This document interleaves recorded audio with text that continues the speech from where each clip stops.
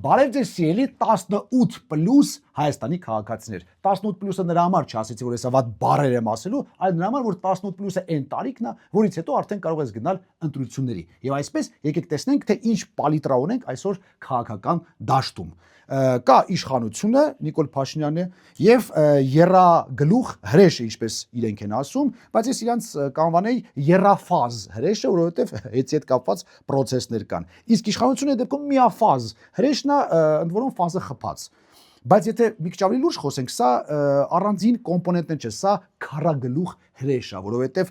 իշխանությունը կյանք չունի առանց այս երեքի, այս երեքը կյանք չունեն առանց իշխանության։ Արդեն 8 տարի է 3 ընտրություն է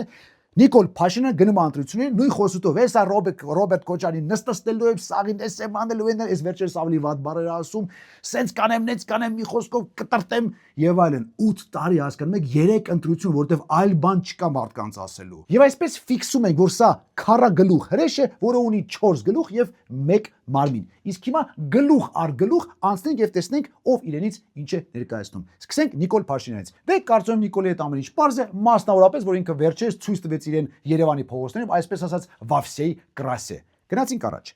Ռոբերտ Քոչարյան։ Կարծում եմ այստեղ էլ ամեն ինչ պարզ, տեսել ենք իր 10 տարվա կառավարումը։ Կոռուպցիա, թալան, կեղծված ընտրություններ եւ վերջում մարտի 1, որտեղ սպանվեցին մեր 10 քաղաքացիները։ Շարունակում ենք։ Սամվել Կարապետյան։ Այս դեպքը բավականին հետաքրքիր է։ Այս մարդը երբեք չի զբաղվել քաղաքականությամբ։ Ինքը միշտ եղել է բիզնեսմեն, այն էլ Ռուսաստանում, բայց այսօր որոշել է զբաղվել հայաստանյան քաղաքականությամբ կամ միգուցե իր տեղը որոշել են։ Համենայն դեպս իրենք ճունեն վարչապետի տեխնացու։ Ճիշտ է, իրենք ասում են, որ դա Սամվել Կարապետյանն է, բայց ըստ Հայաստանի Հանրապետության Սահմանադրության վարչապետը չի կարող լինել այլ երկրի քաղաքացի։ Իրենք ասում են ոչինչ, մենք կգանք իշխանության եւ կփոխենք։ Բայց ինչ է ստացվում, որ այն մեկը Սահմանադրությունը փոխում է Ալիևի ուզածով, իսկ իրանք փոխում են իրենց ուզածով։ Գնացինք առաջ։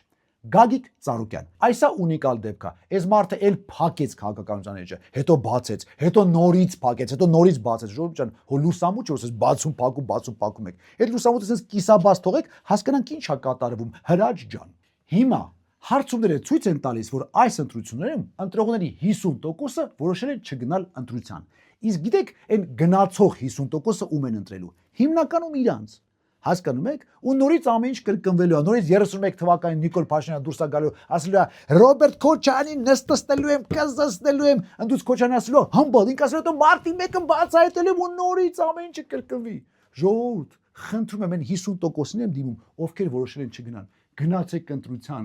պրծնի ես ամեն ինչ, ես քարագլուխ դևին գլխատենք, գլուխներից էլ պրծնենք, գլխացավից էլ։ Մերանք էս դեղերը խմելով։